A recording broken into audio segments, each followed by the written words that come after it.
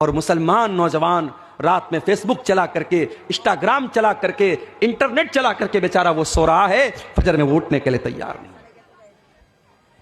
فجر کا ٹائم بڑی برکت والا ٹائم ہے۔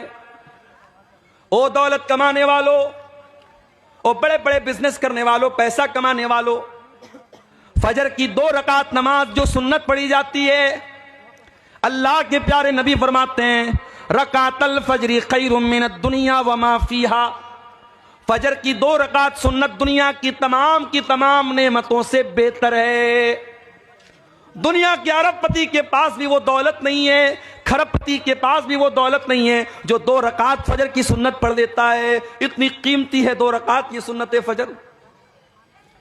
اسی لیے اللہ کے نبی فرماتے ہیں من صلی الصبح، جو فجر کی نماز جماعت کے ساتھ پڑھتا ہے، فہو فی ذمۃ اللہ، وہ اللہ تعالیٰ کی ذمہ داری میں آ جاتا ہے، وہ اللہ کی پناہ میں آ جاتا ہے، اللہ کی سرکشا میں آ جاتا ہے۔